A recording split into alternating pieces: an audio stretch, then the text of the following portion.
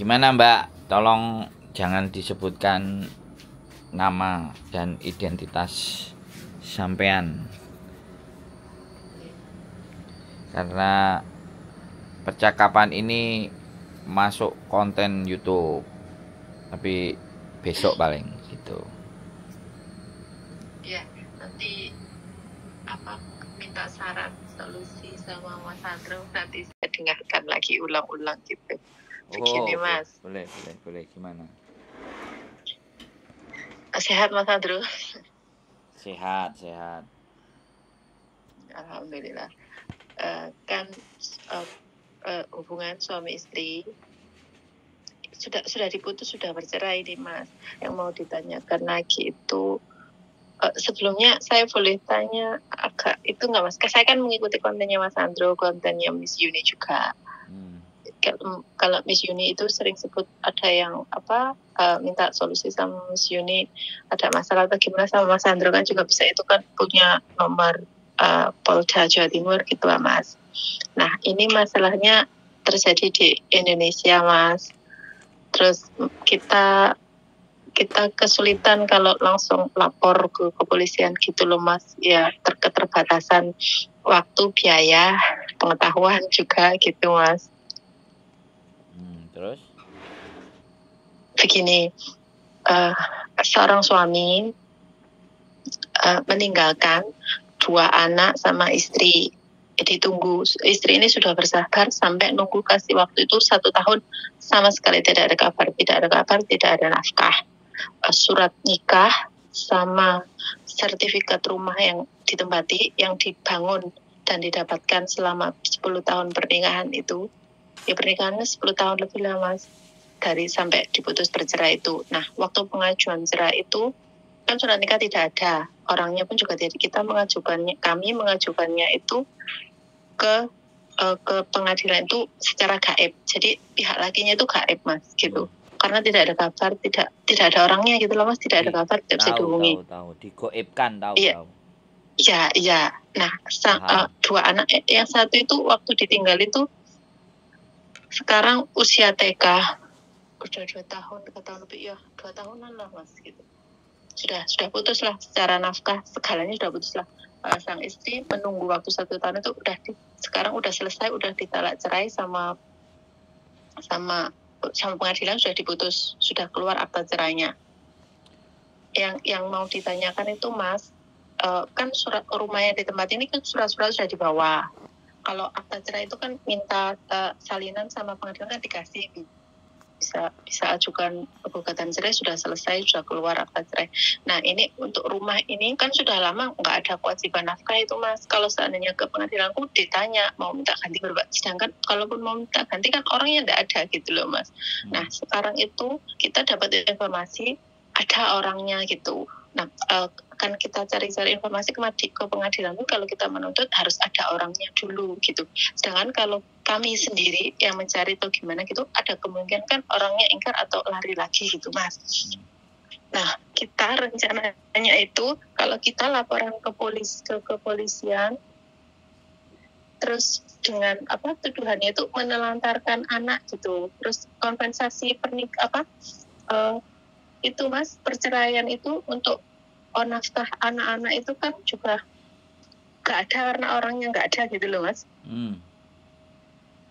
Nah, yang sekarang mau saya tanyakan, kira-kira saya minta bantuan Mas Andro atau kemana gitu. Ya, kasih masukan dulu Mas, kita apa yang harus kita lakukan. Kalau kami punya rencana itu Mas, kita ke kantor polisi, yaitu tadi laporannya menelantarkan anak. Terus surat-surat rumah itu kan sebenarnya itu hak asuh anak, nafkah anak kan Mas. Rumah yang sekarang ada itu, yang sudah ditinggal tapi suratnya sudah dibawa. Terus kami menerima informasi rumah itu sudah digadaikan gitu loh. Intinya sertifikat atau akta jual beli itu ada di tangan pihak ketiga gitu Mas. Ya apa Mas? Atas namanya? Suami. Tapi itu itu hasil berdua. Itu dibangun, didirikan pun setelah pernikahan, setelah punya anak pertama. Sekarang anak pertamanya itu udah SMP kelas 3, Mas. Nah, kalau maksudnya secara langsung gitu masuk konten kita bantuan gitu kan, kasihan remaja ini, Mas, kan sudah dewasa, sudah punya lingkungan, sudah punya itu. Kalau maksudnya viral atau gimana kan, kasihan dia gitu loh, Mas. Gini loh, Mbak. Makanya saya cari Mas Adro gitu. Saya ngomong dulu ya. Ya. Mau viral atau tidak, itu tidak ada penyebutan nama. Saya bahas viral dulu lah. Ini yang harus saya pahamkan. Karena orang minta waktu kita, Mbak, dan kita tidak meminta apapun. Paham nggak, Samen? Paham saya, makanya saya cari Mas Andro itu. Makanya saya ngomong dulu. Oke, saya ngomong Iya. dulu. Jangan Samen yang ngomong lagi. Kalau Samen masih mau ngomong, tak tunggu. Samen sudah 5 menit soalnya ngomong, ya. Oke, saya belum banyak ini. Jadi mau viral mau apapun itu tidak ada jadi persoalan. Kalau siapapun bilang bahwa itu cerita kamu, enggak, saya nggak ngerasa. Tinggal aja ngomong kayak gitu kan selesai. Orang itu selalu ketakutan dengan dirinya sendiri, ngerti nggak? Dia punya masalah, orang lain bisa bantu, orang lain nggak meminta apapun. Kita cuman minta bahwa kita mau rekam suaranya. Kita butuh itu, yang kita butuhkan itu ceritanya, pengalamannya. Karena pengalaman setiap manusia itu beda-beda. Dari pengalaman itu kan orang bisa berpikir gitu loh, Mbak. Oke, sekarang nggak perlu ngomongin viral. Zaman ngajak diskusi saya udah pasti saya masukkan sama konten. Kalau nggak mau nggak apa-apa, teleponnya bisa dimatikan. Saya bilang kayak gini ya. Sekarang mau saya lanjutkan omongan saya tentang, jadi yang Samen bisa tuntut itu adalah gonogini. Setelah cerainya diputuskan, baru Samen menuntut gonogininya kalau manusianya ada. Dan itu saya ngomong dulu. Kalau Samen masih belum, kalau Samen belum selesai ngomong, selesaikan. Saya tunggu. Samen mau ngomong sekarang apa saya ngomong dulu? Ngomong dulu. Nanti kalau ada yang kurang saya tambahkan. Nah, jadi setelah kasus perceraian itu selesai, ya kan? Ibaratnya baru begitu ada orangnya, kita ajukan lagi gonogininya. Atas harta apa saja yang ada selama sampean berumah tangga atau siapapun itu berumah tangga. Pasti kan pengacaranya pasti akan panggil orangnya. Pasti akan dilakukan cross check dan segala sesuatu. Karena tuntutan gonogini dengan tuntutan perceraian itu berikutnya menyusul. Maksudnya gonogininya itu setelah perceraiannya kelar, baru permintaan gonogini. Nah, sekarang kalau sampean mau mengharapkan hak atas rumahnya itu, sedangkan nama dari rumah itu adalah suami, ya kan? Otomatis dia menggadaikan kan ya boleh. Bahkan dia menjual itu boleh. Nah, yang sampean bisa lakukan adalah menuntut gonogini hasil dari pekerjaan berdua selama berumah tangga, itu baru boleh. Wes, sampean ngomong sekarang. Begini, Mas, untuk hak anak, Mas, bagaimana? Loh, lah iya. Jadi gonogini dihitung dibagi berdua, nanti dari hasil berdua itu juga berdua punya tanggung jawab terhadap dua anak. Iya dong, ya pasti. Itu persidangan itu kan setelah diputuskan bercerai, terus biayanya anaknya piye? Kan kayak gitu tuh, bener nggak? Oke, Mas, terus sekarang masalahnya kalau sama pemanggilan pengadilan, kalau kita sudah itu kan ada alamatnya, Mas. Kemarin pernikahan sedangkan kan diputusnya kan secara goib. Nah, masalahnya ini orangnya ini kita tidak ada yang kita tuju gitu loh, Mas. Loh, saya ngerti kan. Jadi, sebentar, sampean tadi kan sudah ngomong orangnya sudah ada. Tapi kita kalau seumpama orangnya sudah ada, kalau kita mau kirim surat pengacara pemanggilan itu kan harus ada alamatnya dituju toh, Mas. Nah, ini orangnya ada, kita pun tidak tahu alamat yang mana yang kita tuju. Sampean harus cari tahu dong. Sampean harus cari tahu. Mas Andri itu. Oh, enggak begini, Mas. Saya mau konsultasi sama Mas Andri dulu. Tadi saya di awal kan menceritakan kami punya rencana lapor ke kepolisian dulu. Terus apakah Mas Andri? Oke, Mbak, aku ngerti. Sekarang gini, gitu? Jangan sampean baleni 2 kali, 3 kali, 4 kali. Sekarang saya tanya sama sampean. Sampean tahu keberadaannya dia enggak? Coba informasi aja Mas, kalau pastinya tinggal di mana kita nggak paham. Alamat itu punya dia aja atau Terus bukan juga maunya kita sampean nggak paham. saya disuruh nyari orangnya. Bukan Terus Mas, bukan gimana? begitu. Begini, kami kan tidak istilahnya kalau harus lapor polisi, ya tahu lah Mas ya. Kalau di Indonesia kita harus punya persiapan ya waktu yang luang, budget yang luang kan gitu kan Mas. Gimana ya Mas ngomongnya? Sampean kan Sudah punya KTP toh. Sampean kan punya Paham, KTP Mas. suaminya sampean. Sampean juga punya mertua Enggak, sudah kan? dibawa semuanya. Begini, kalau untuk pihak keluarga suami ini sudah tidak peduli sama sekali gitu loh Mas. Loh, walaupun tidak peduli, tapi kan ada alamatnya. Jadi ditujukan ke alamat keluarga pihak suami. Boleh. Gitu. Supaya dia nggak nyari anaknya. Hanya dijatuhkan surat saja. Enggak apa-apa. Seandainya gitu loh. Seandainya mangkir dari panggilan atau tidak datang atau bahkan menghilang itu, nanti pengadilan bagaimana Mas putusannya untuk urusan pengadilan? Sebelum masuk ke pengadilan itu ke polisi dulu dimintai keterangan. Iya. Gitu. Dengerin saya ngomong. Iya. Saya ngomong sampean diem. Jangan saya ngomong sampean ngomong. Siapa yang dengerin? Bisa dipahami nggak Mbak? Sampean kan nanya kan, tak jawab gitu loh. Jadi kalau omongan saya belum selesai jangan dipotong. Ya. Sekarang yang sampean bisa lakukan, sampean cari pengacara, ya. Sampean cari alamatnya, ya kan? Itu.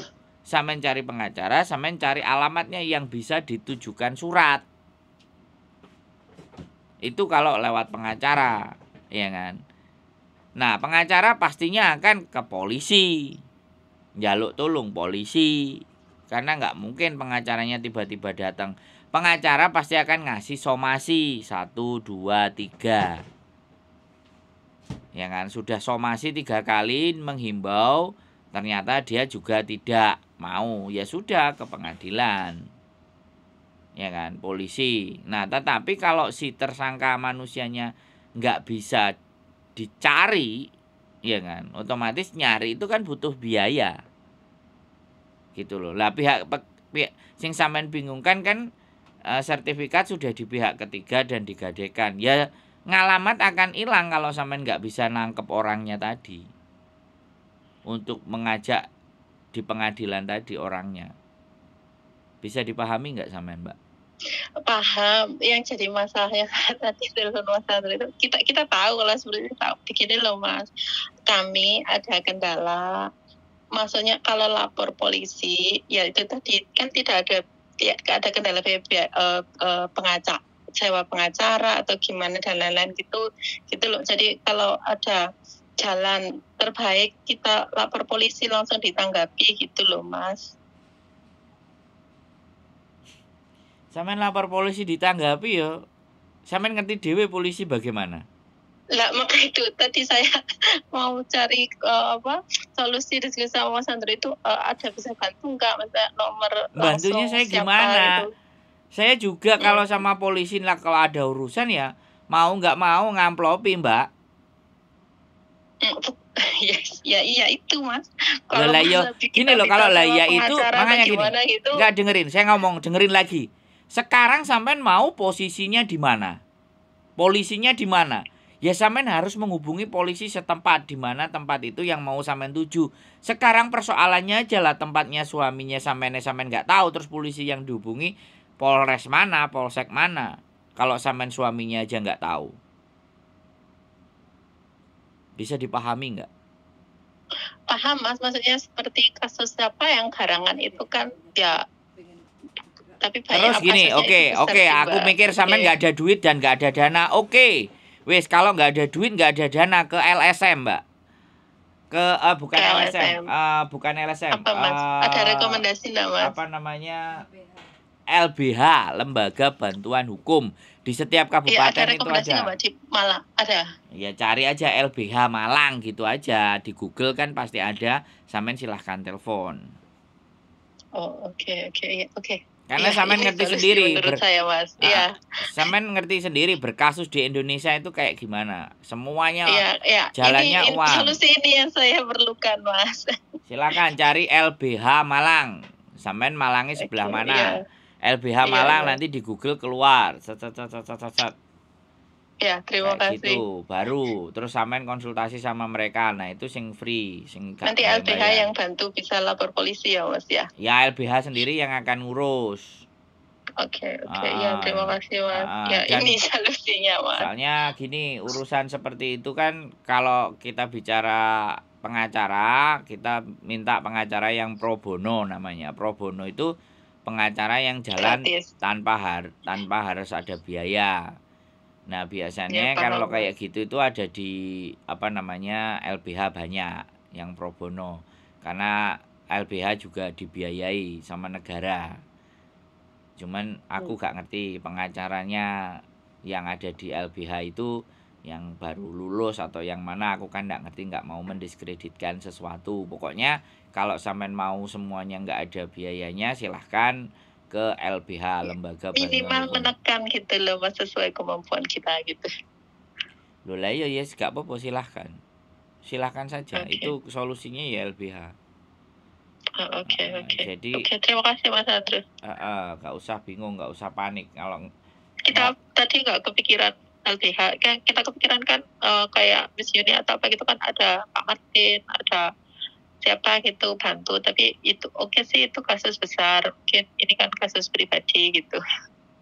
ya nggak apa-apa, sampean telepon aja Miss Yu. Siapa tahu Kapoldanya juga mau bantuin sampean, kan semuanya hal boleh dicoba.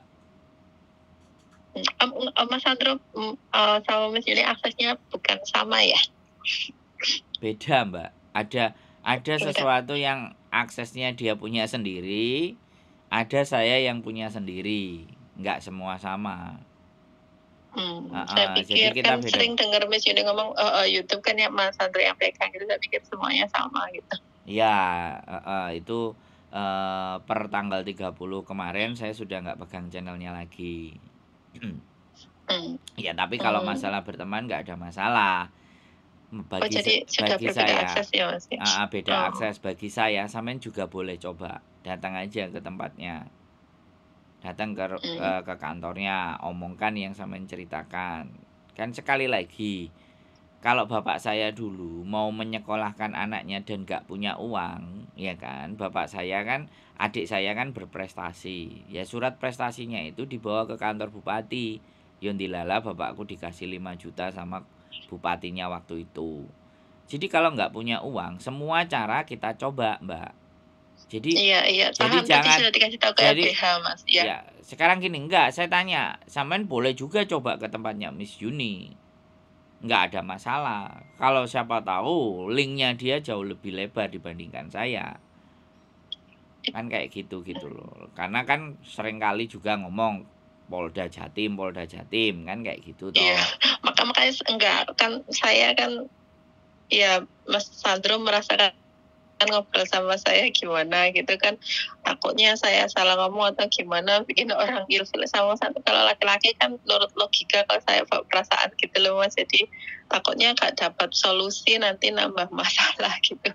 Enggak, gini loh Mbak. Tapi tadi sudah nemukan solusi ya, gimana? Loh. Sampean kalau punya masalah, karena yang bermasalah sampean dan sampean ngajak diskusi. Kalau orang lain menjudgment sampean atau apapun, ya sampean kan harus bisa menerima dong. Kan sampean ngajak omong kita kan. Sampean ngajak ngomong orang A, sampean ngajak orang B, sampean ngajak ngomong orang C. Orang A, B, C yang ngajak ngomong kan sampean. Tanggapan mereka seperti apa kepada sampean kan sampean harus ready dong. Harus siap kan atas apa. Karena sampean yang ngajak ngomong. Even though walaupun itu pun saya, dan saya agak kenceng, agak teriak-teriak ataupun keras, kan sampean juga sudah tahu di konten saya bagaimana sih saya menyampaikan sesuatu, iya kan? Jadi kita harus juga siap terima resikonya gitu loh. Ya yang saya kadang-kadang nggak habis pikir, yang punya masalah orang lain disampaikan ke kita, terus kitanya ngegas, yang punya masalahnya kecil hati loh. Kalau memang sudah kecil hati ya jangan ngajak ngomong. kalau sudah takut duluan ya jangan ngajak ngomong, jangan ngajak diskusi, ya kan? Artinya kan kita itu sebenarnya punya masalah, punya sesuatu, ya kan? Tapi kita itu ketakutan sendiri untuk bertanya, ya kan? Gitu loh Mbak. Ya kalau misalnya masalahnya di sana ya silahkan LBH. Siapa tahu kalau nanti tak datang ke tempatnya Miss Uni, Polda Jatimnya mau bantu mencari orang hilang. Loh, nggak ada masalah Mbak, boleh. Tapi sampean Bisa, harus Mas. siapkan mentalnya. Kalau dia nanti ngomongnya sama sampean bagaimana dan seperti apa ya diterima aja. Ngancene logate gayanya, cara berbicaranya ya seperti itu kan gitu tuh. Tapi kalau ndak siap ya nggak usah bicara, nggak usah ngomong kan gitu. Bisa Oke. dipahami nggak? Nggak apa-apa. Kalau menurut saya sih nggak ada masalah. Dicoba. Saya ribut masalah konsep, saya ribut tentang apapun, tentang ide gagasan. Kalau sama Miss Yuni ya sering. Makanya dengan keberbedaan ide itu, makanya ya channelnya jauh lebih bagus. Kan membicarakan sesuatu harus bisa tahu lawan bicara karakternya kayak gimana. Kami coba ke LBH dulu Mas. Nanti kalau mentok cari cara lain. Oke, silahkan. Ya, bismillah. Iya. Terima kasih solusinya Mas Andrew. Yuk, sehat selalu Mbak Eyo. Assalamualaikum. Waalaikumsalam Makasih. warahmatullahi wabarakatuh. Oke, buat teman-teman semuanya ya beginilah kita YouTuber, ya kan. Dengan segala keterbatasan kami, dan sekali lagi kita bukan orang yang serba bisa gitu.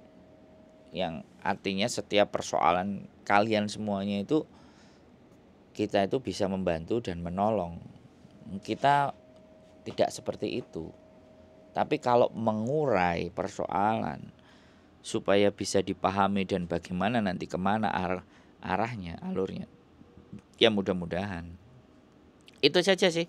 Tetap semangat ya. Nggak usah bingung, nggak usah panik. Selalu tetap cari solusi yang terbaik buat masalahnya teman-teman. Keep stay tune my YouTube channel and see you next video. Bye bye.